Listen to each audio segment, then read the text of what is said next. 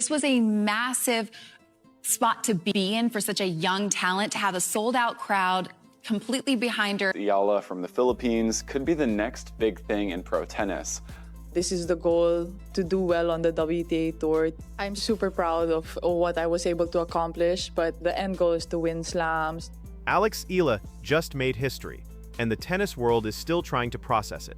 She walked into Dubai, ranked 47th, beat a top 10 player, reached the quarterfinals of a WTA 1000 event, and walked out with a ranking that no Filipino tennis player has ever achieved before. The rivals saw the numbers. They are not smiling. Drop a comment below. Do you think Alex Eala can break into the top 20 before the French Open? And how deep do you see her going at Indian Wells and Miami? New career high for Filipino tennis star Alex Eala. Her ranking is now in the Women's Tennis Association. Let's start with the number, because the number is the whole story. World number 32. That is where Alex Eala sits in the WTA rankings after her Dubai Duty-Free Tennis Championships campaign ended in the quarterfinals. She arrived in Dubai ranked 47th. She is leaving ranked 32nd. That is a 15-spot jump from a single tournament in which she did not win the title, did not reach the final, and lost her last match to the third seed in straight sets. And yet, world number 32, a new career high, the highest ranking ever achieved by a Filipino tennis player in the history of the Open era. Let that sink in fully before we go anywhere else. Not just the highest ranking she has personally achieved, the highest ranking any Filipino tennis player has ever reached in the modern history of professional tennis. She has entered territory that nobody from her country has ever entered before, and she did it at 20 years old while losing a quarterfinal. New career high para kay Pinay tennis star Alex Eala ang kanyang ranking ngayon sa Women's Tennis Association. The math behind the jump is worth understanding because it explains why reaching the quarterfinals of a WTA 1000 event produces results this significant.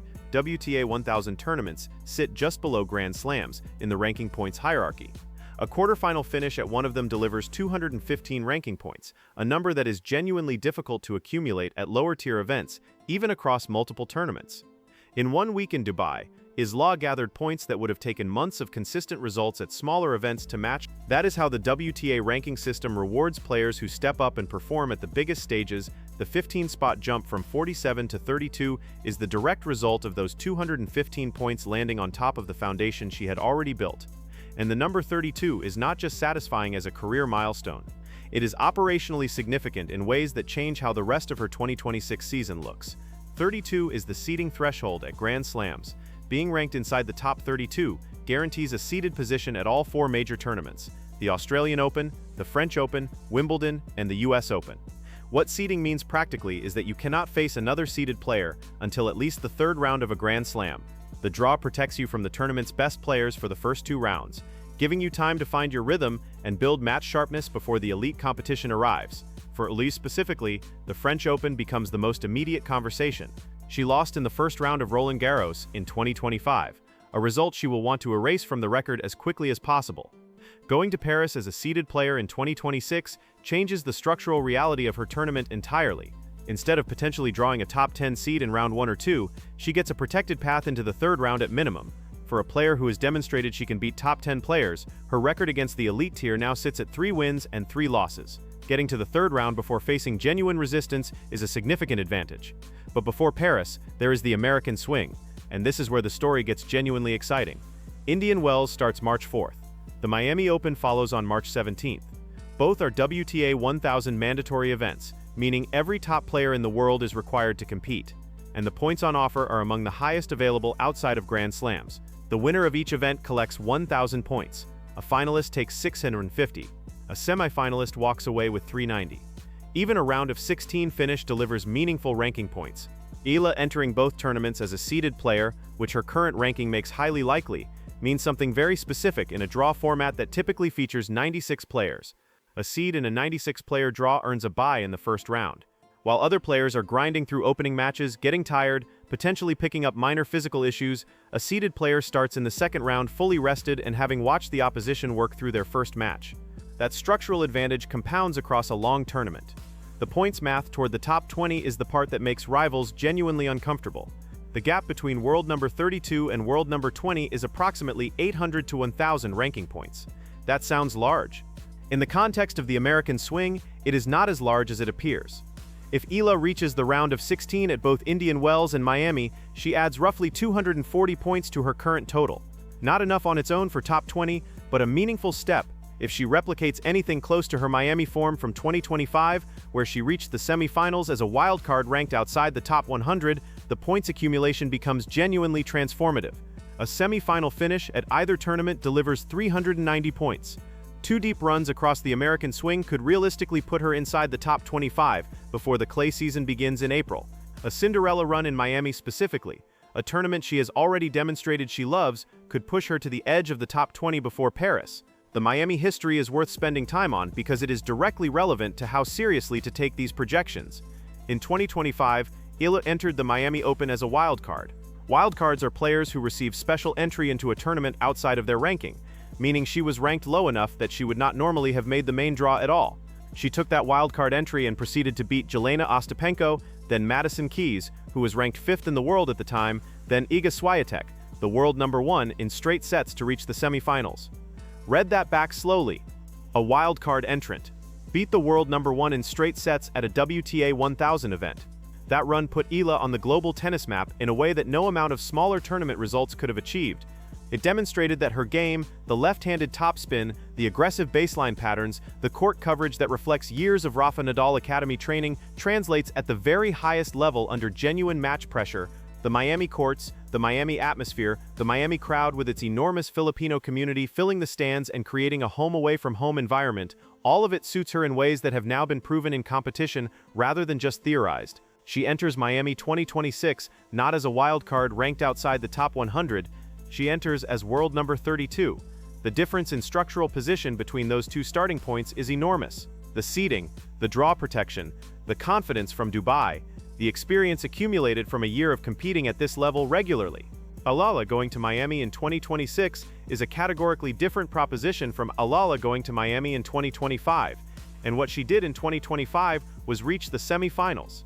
The Filipino community dimension of the American swing is not something to dismiss as sentimental noise. It is a genuine competitive factor that affects how matches unfold. American tennis venues in California and Florida carry significant Filipino populations, and when Eala is playing at those venues, the crowd energy is not the polite, evenly distributed appreciation of a neutral audience. It is passionate, flag-waving, noise-generating support that rattles opponents who are accustomed to European crowd decorum. Players from the WTA's established European contingent, the French, the Czech, the Romanian, the Polish players who make up a large portion of the tour, are not prepared for what it sounds like when a packed Miami stadium is entirely behind one player in a way that resembles a basketball crowd rather than a tennis crowd. Eala herself has said that playing in America never feels like playing away from home. When her legs are tired and the match is close, the crowd gives her energy that opponents simply cannot access from their side of the net. That psychological and emotional advantage is real. It is documented across her American results, and it compounds at every venue where the Filipino community turns out in numbers. The Dubai quarterfinal against Coco Gauff was also useful as a specific data point about where Eala currently sits and what she needs to improve. The match showed 2 clear areas: fitness management across a tournament week and serve effectiveness under pressure. Neither of these is an unfixable problem. Both of them are areas where targeted work in the 3 weeks between Dubai and Indian Wells can produce measurable results.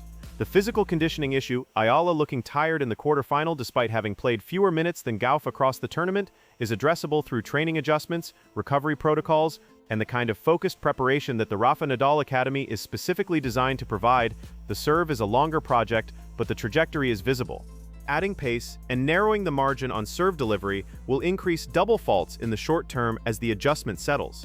But it converts a weakness into a neutral and eventually a weapon. Every player who has made a significant serve improvement has gone through a period where the numbers got slightly worse before they got considerably better. Eala and her coach Juan Bosch are aware of the issue.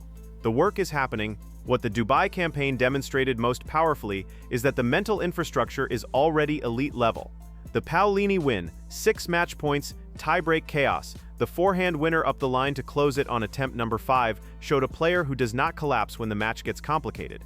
Most players at this age, facing that sequence of missed match points in a quarterfinal at a WTA 1000 event against a top 10 seed, find something in their mechanics that breaks under the pressure.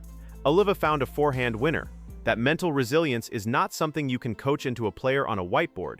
It either exists or it does not. In Eala's case, it exists. And Dubai confirmed it under conditions that were genuinely difficult. The broader significance of reaching world number 32 extends well beyond Eala's individual career.